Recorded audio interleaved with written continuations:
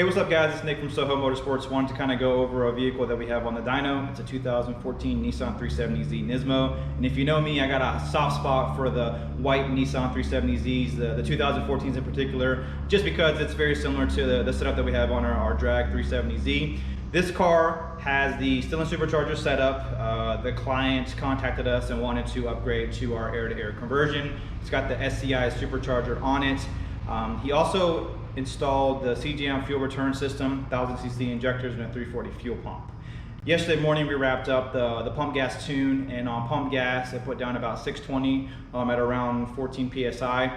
Right now we put some E85 in it and ran into a small situation into where the fuel pump, we ran out of fuel pump with the 340 when we put the E85 in it. So we upgraded the fuel pump to a 450. We'll do some more runs in regards to E85 and dial that in, and then basically show you what kind of numbers this vehicle will put down on E85.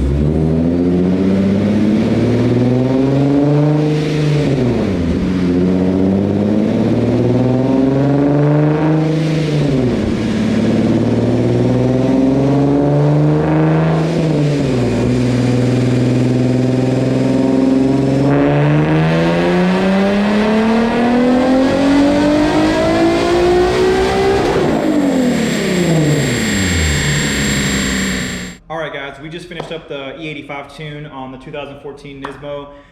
So actually it was around E60 is what the content was reading through the flex fuel sensor, since we did have some gas left over from when we were doing the pump gas. So numbers at 14 pounds, we put down 646 and 461.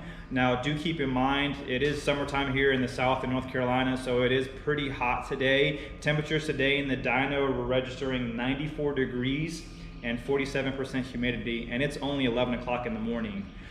So I'll go over everything in regards to what else is done to the vehicle. It does have the Tomei Y pipe, Tomei single exit catback, and like I said earlier, it does have the CGM fuel return system, 1000cc injectors, and then we just upgraded to the 450 fuel pump and had plenty of fuel pump to allow us to finish the tune for this vehicle. So here's a shot of the engine bay. So you can see he's got our air-to-air intercooler setup. He also does have our catch can setup. He's got the green belt too, which is pretty cool. We are running the turbo guard, as you can see here, 9-pound pulley.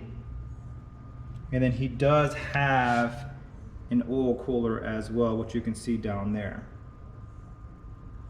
So great results out of this car.